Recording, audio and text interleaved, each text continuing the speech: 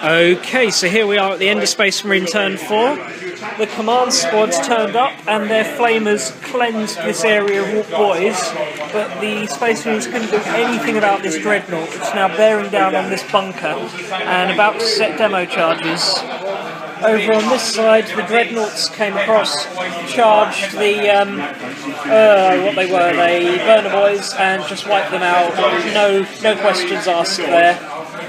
The land speeder and this tactical squad tried to bring down the flyer, but to no avail.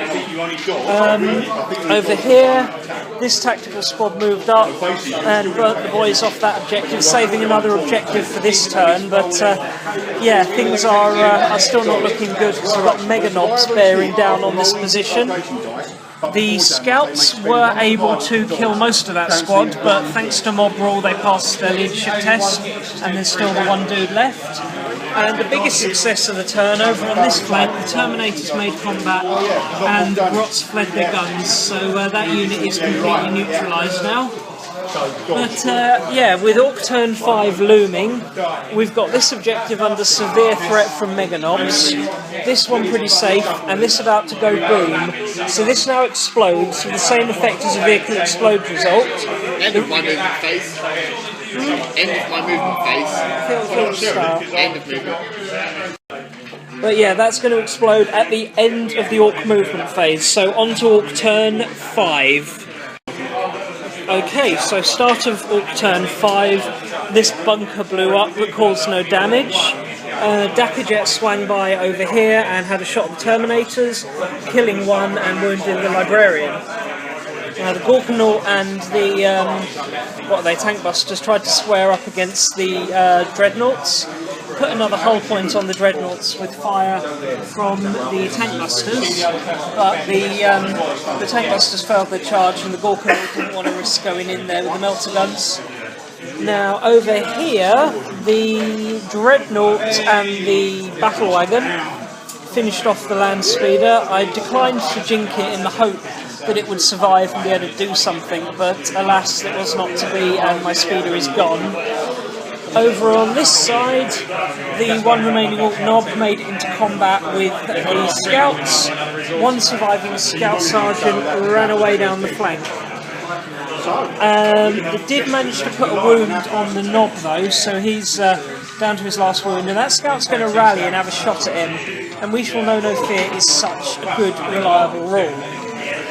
Final act of the turn was these knobs who charged into the Rhino, wrecked it, exploded it, put a wound on the Mega Knob and killed one of the Flamer guys from the inside. But now the showdown is coming. The command squad facing off against the Mega Knobs. Who will be victorious? The Space Marines are outnumbered and out-armoured, but they are the Emperor's chosen and they will not die easily. On to Space Marine Turn 5. Right, end of Space Marine Turn 5.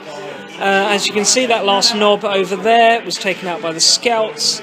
This tactical squad have spread out to claim that objective, and the Terminators and the Librarian wiped out the flash kits, tank busters, in the psychic phase with a well-placed psychic shriek.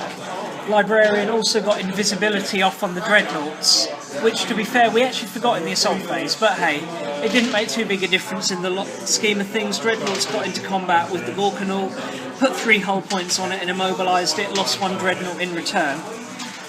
Tactical squad here snuck out from behind the building, chucked a crack grenade at the Dreadnought but failed to damage it, and the Salamanders opened up with their flamers on the Mega Knobs, only managed to inflict 1 wound thanks to some pretty poor rolling.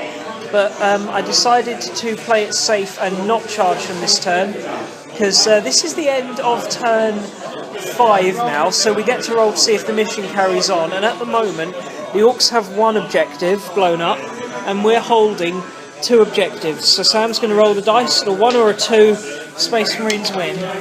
It's a 6, there's going to be a further turn of combat, so yeah, on to Ork Turn 6.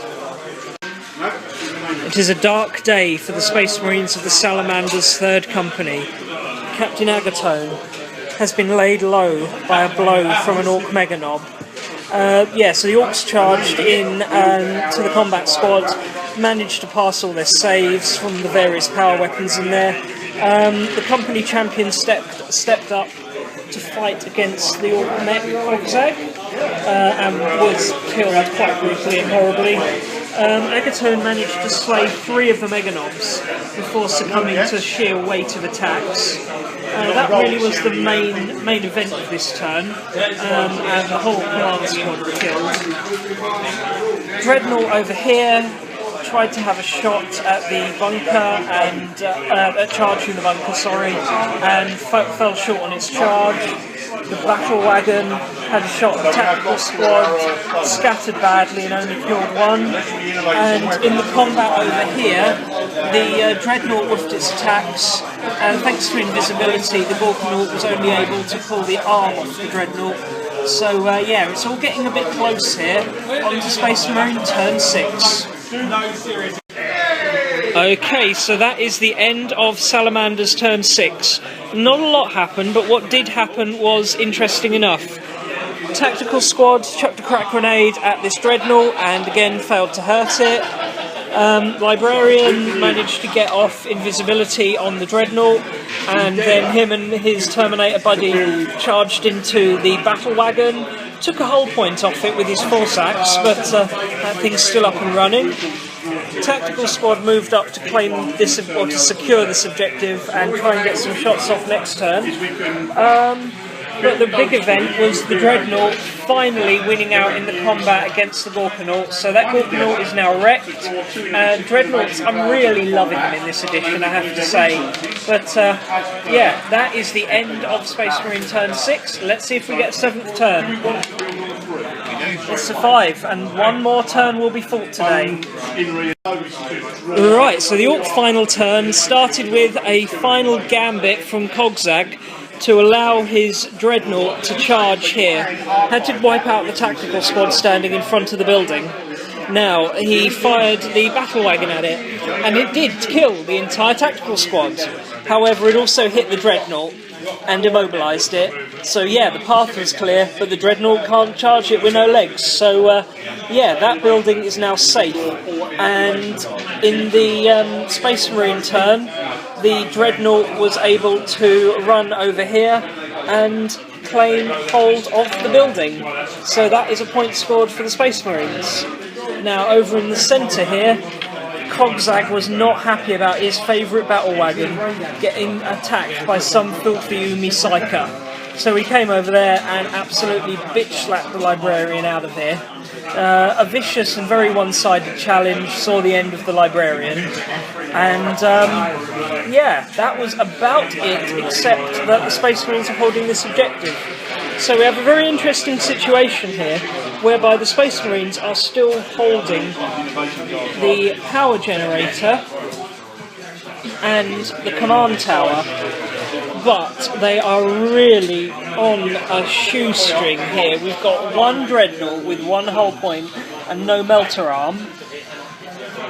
We've got 1 below strength tactical squad and a single scout sergeant. So while the Marines do have the technical victory, they may have won the battle but probably lost the war here. We've got Captain Agatone down and we need to see what happens to him. The Librarian's been taken out, and all this Space Marine armour. We've got Dreadnought, 2 land speeders, 3 rhinos, 2 predators and a stalker.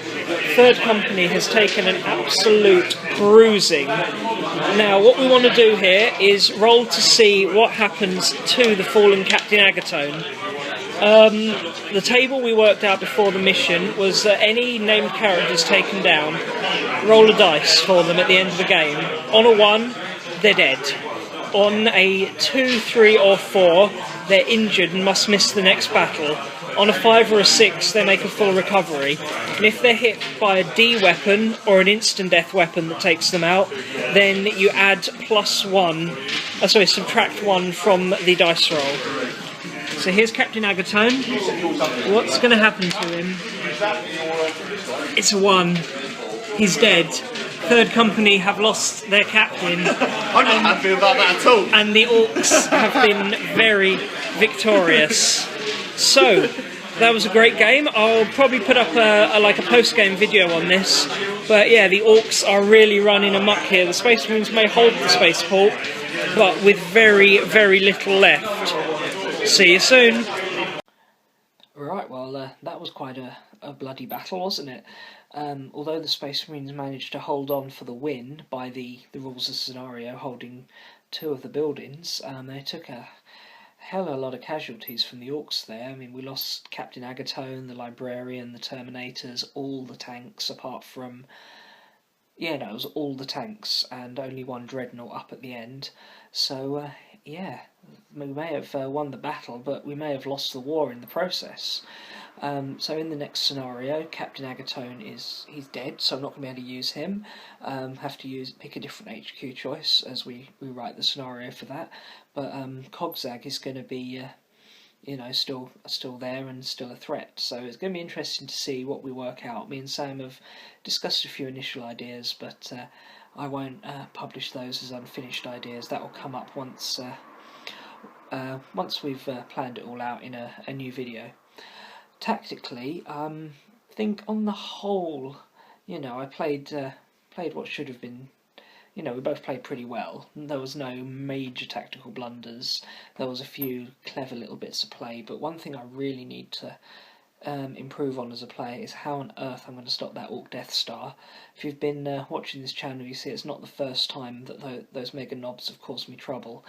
I've got a bit of a plan for how I'm going to deal with them. I'm just got to try and work it into the narrative while still trying to keep the narrative fluffy. You know, in a tournament environment, there are ways of dealing with them. I would put Stern Guard with melter guns with Vulcan in the list down right behind the battle wagon from turn 1, blow that up, and then the mega knobs are going to have to walk across the board taking fire as they go and just really slow them down and do it like that. But in the narrative campaign, I don't always have access to the same things. I haven't got Vulcan because we decided we weren't going to use special characters in this, which is fair enough for the campaign, but does leave my melters lacking that sort of same anti-tank accuracy, but might bring some Stern Guard in the next mission.